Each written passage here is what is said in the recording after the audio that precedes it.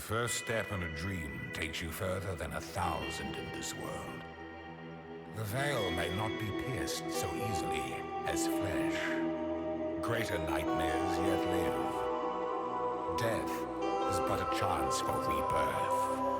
This is the key to a crucible that stretches the sanity of the mind. Failure, ambivalence, death, a final abyss of unending darkness. Embraced by misery, a power from the void.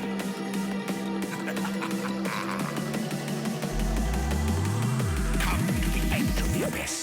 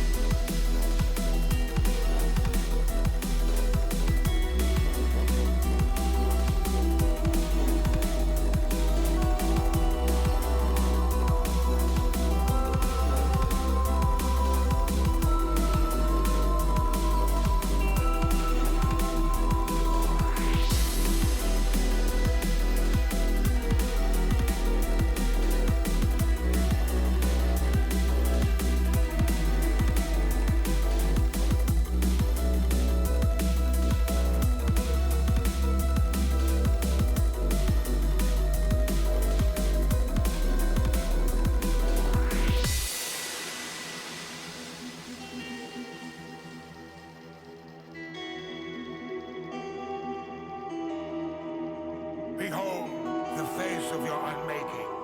Father, why would you do this? Imperfection must be reshaped. You must be reshaped. The end is the beginning. It must be perfect. For who? Father, it's me.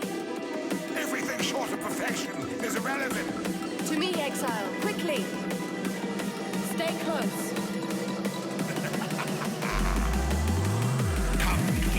The abyss.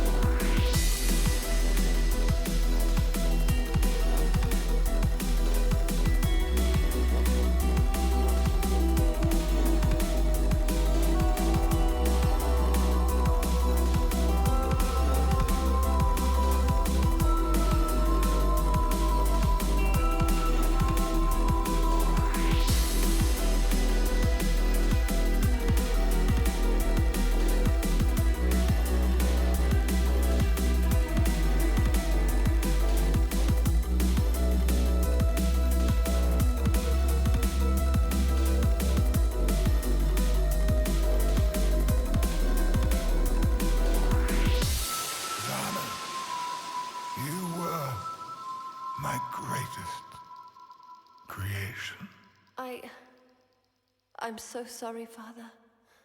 I'm so sorry it came to this.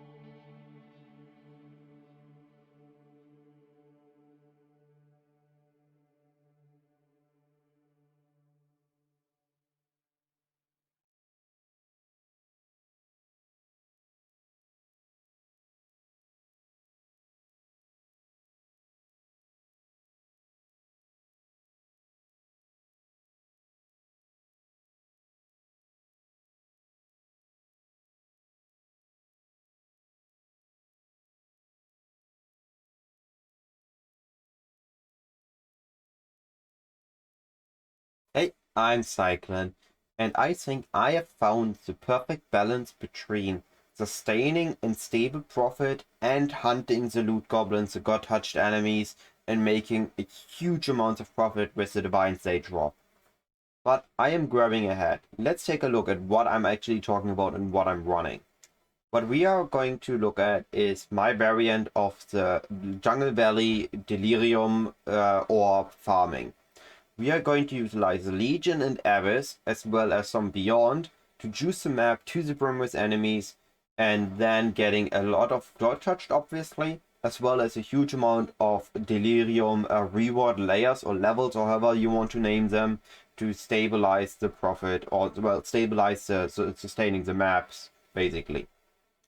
Okay, what are we going to look at? What are we going to use in terms of our Atlas tree? Well, before I go for that, as per usual, if you want to not just sit through the video and just want the compact information without any explanation or details, go to the description, go to my spreadsheet, and on the spreadsheet you will find a table called 3.19 Jungle Valley, where you can find a description of what I'm using, how I'm using it, what you're supposed to do, and what I paid for it, as well as a detailed overview of my notable drops or sustainable drops, like the amount of scarabs I've gotten. But yeah, that is that. Let's take a look at the passive tree. We are going to utilize rendering path to increase the effectiveness of small notables, resulting in us getting about 60% increased effectiveness of all modifiers on our maps, 120% increased monsters from Abyss, and 60 pack size from Abyss, making Abyss just puking enemies all over the place, helping us fill the Delirium bars and spawning more rares in the process. We're going also to utilize increased pack size from each of world packs, which should balance out that we don't have the notable for more altars, resulting in us getting a reasonable amount of altars, which we then can further utilize to increase our chances for getting a good amount of divines if we find a god-touched enemy, as well as just overall getting better loot.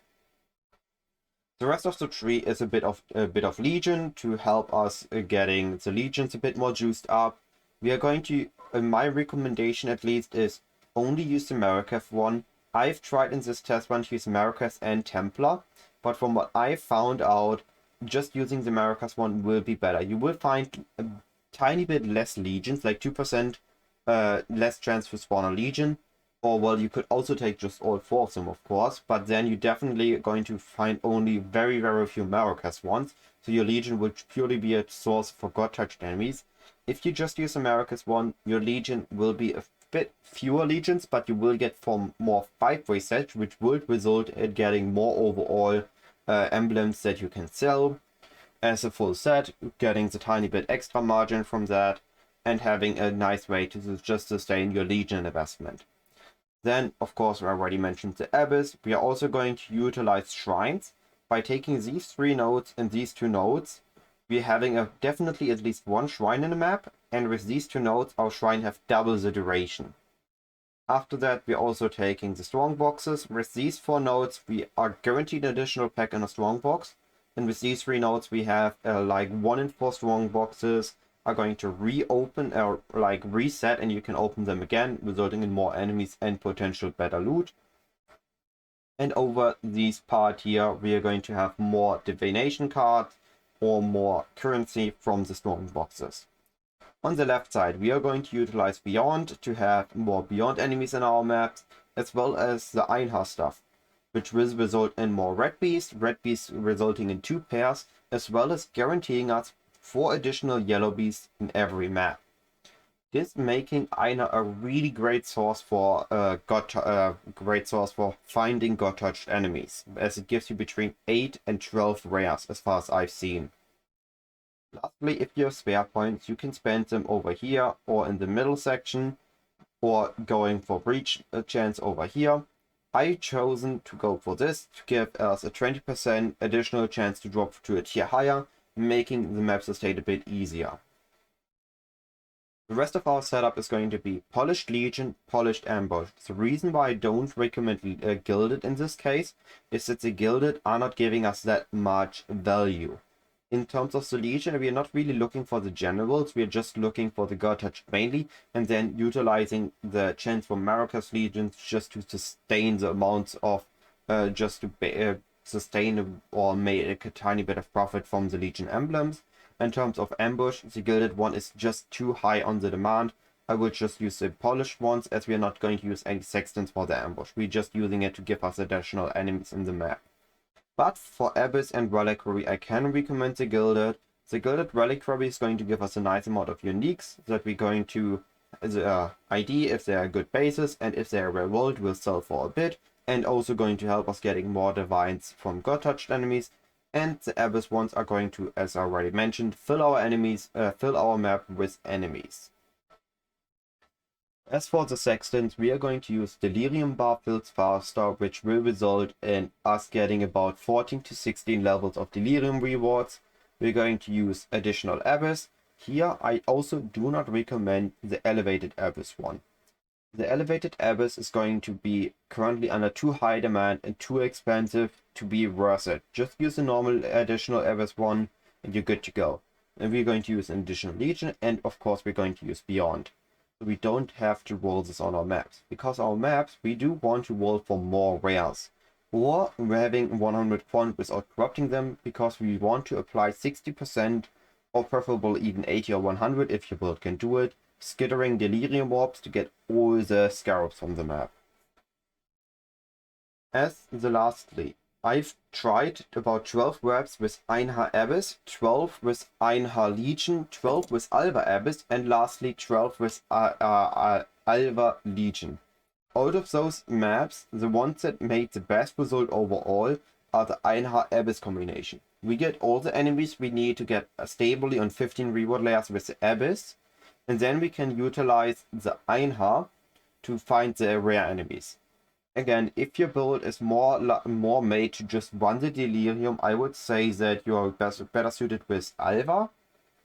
But if you're saying, I want the God-touched enemies, Einha and Abyss seems to be the best combination. Now, this is definitely a high investment strategy.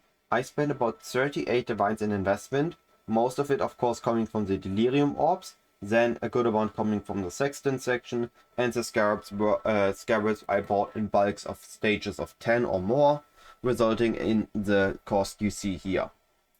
But yeah, with 38 divine spent, it's going to be hard to see that there's going to be a good amount of profit, right? Well, actually no. We made a good amount of profit, but starting low with Legion. As I mentioned, I used Templar, and with that I actually only got 7 Maracas emblems, so I only had 7 full sets. I had 15 Templar emblems, but only 7 Maracas ones, so as I assumed, only having the Maracas will result in more sets, which should make it even. Legion itself lost me like 0.4 divines, but I also got a good amount of God-touched enemies from Legion, so it was definitely worth it to use Legion. And here, I'm still partially speechless about this. Delirium bar's been so good. Now, this was the main bulk of our investment went into the Delirium bars. But so did our main results. Okay, we've bought the Skittering Delirium orbs, the Abyss Sextant, the Delirium bars, the Gilded Abyss Scarab, the Abyss map device, and all that together costs about 26.4 divines.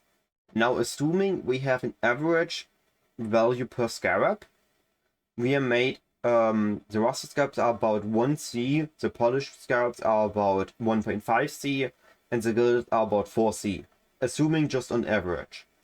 We made 11.7 divines profit, not gain, but profit from the Scarabs alone, and that is just considering the average value. It is not considering that, hey, we might have gotten a bulk amount of good Scarabs that we can sell in big bulk, sell for, because it's a high demand for even for divines. No, this is just assuming the average price for a single Scarab, and then taking times the amount of Scarabs we have.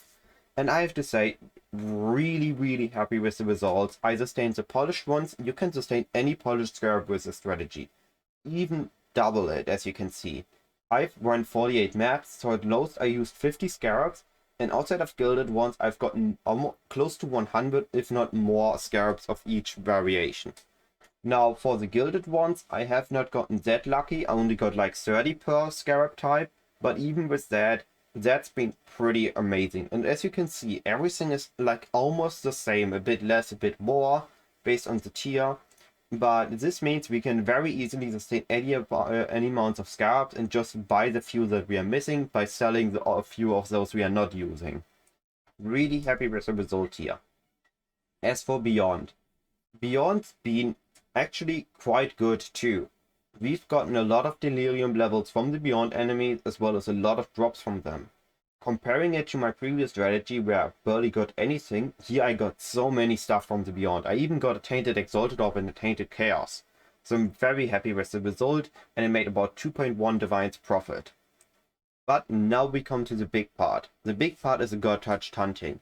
I've gotten 29 raw Divine Orbs dropped from God-Touched enemies. I've got a few more, but those weren't from God-Touched. I also got 31 Exalted and 15 Annulments.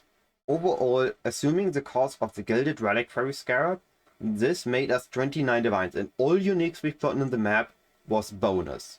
So I'm very, very happy from the results I got from God Touched, and I wasn't even that lucky. Most of my God Touched were Arakali ones, so divination cards, or Tukohama, so uniques. So with maps, not uniques. So with this, I'm very happy about the result. I've gotten a good amount of Divines from the enemies, and assuming I'm going to run more, it should average out and I should get even more Divines. So far, so good. Let's take a look at the final overview. We spent 38 Divines. After selling everything, actually also in bulk, and also selling a good amount of the uniques, I have still some Scarabs left, some because I want to use them again, like the Legion, like the Ambush, like the Reliquary, and like the Abyss Scarabs, and some that haven't sold yet because they're not in high demand. I sold the uniques, I sold the tainted currency, I kept the bubblegum currency, and with that I'm netting 78 divines and 2.6k chaos. Now if we subtract the cost, we are looking at 53 divines profit, which is more than a divine profit per map. Not a lot, but a little more than a divine, which makes me very happy with the strategy because the result's been so amazing. Now you can say, I'm not that lucky, I haven't invested as much as you did in the rarity or in quantity. Actually, I don't even have quantity, so I guess it's just in rarity. You can say that, okay, let's take those 29, let's say 30 divines away. And then we're still looking at 23 divines profit. It's not as much as with those divine drops, but let's say it like this. Eventually you will get a God touched enemy because just the sheer amount of enemies you have, and eventually it will drop divines. So you can expect a few divines there. So having about 20 divines stable profit from Scarabs, tainted currency alone, or the Legion sets alone, and then adding all the divines from the God touched hunting on top makes this a really amazing strategy to just blast through maps, have fun farming Delirium maps, and then on top of that having that stable amount of profit, and having the fun or the highlights of the God touched rares dropping tons of divines. That being said, there are some things that I will change, or well, I can recommend rather. I've tested Einha and Alva, and I would say that Einha is a better variant, as I've shown in the Einha tree. I'm more happy with that, and that is the one I'm going to recommend with this. The Alva one made me more consistent on 15 and sometimes even on 16 layers. But the Einha got me actually God touched bears, while the Alva just filled with Delirium. The Delirium bars. Now if you say, I'm not going to hunt God touched enemies, if I get them that's bonus, you can use Alva, you can just take the 3 pack size in Alva temples, and you can use Delirium Beyond, because the interaction from Alva and Beyond is actually pretty nice now. Assuming no Beyond boss has spawned yet, run the Alva incursions, as they cannot spawn the boss, so you have all the Beyond enemies from the Alva. Abyss and Legion, I would say Abyss is better overall. It gives you more enemies, it's going to fill the Delirium boss more better and more nicely. But Legion is more like, okay, you're going to have the Legion, it's going to give God touched enemies eventually, and it feels like the God touch from Legion dropping more divines than from any other source, so the base quantity from Legions is still feels a bit better, but it's still very luck based. And if you just want the easy and sustainable profit, as well as having still a good chance for God Touch, the Abyss one feels better. I would actually not recommend the Ambush one. The Ambush one felt okay, but it was a bit not as consistent. So I would rather go with Breach, where you will get less rares, but you're going to get consistently magic enemies or normal enemies. So that means your Delirium boss fills consistently, which should set you at stably 15 or maybe even having a good chance at 16 waves. Or you can use Harbinger. Harbinger is also going to spawn a good amount of enemies. However, Harbinger without the increased spawning frequency, which we can't take anybody because Wandering Pass didn't feel as good. Lastly, overall, I would say that Wandering Pass heavily relies on the God Touch to have a huge margin, netting us at 1 Divine Plus per map, but even without it, there's still a stable amount of profit to be made from it, so I'm overall happy with the strategy. All that being said, what you can expect from this is about 189 chaos per map, based on my average drop rate of Divines, Exploit, Annulments, obviously also the Chaos, and the Scarabs. Which puts this as a, in my opinion, very nice strategy that is comparable to the Unique Drop Corrupted, Crimson Temple last league, or just straight old Legion Dunes farming, or whatever map you prefer for Legion farming. This is definitely going to give you a stable amount of results, and still has the highlights of the big drops. All that being said, hopefully it was helpful to you, hopefully it was interesting, and have a wonderful day.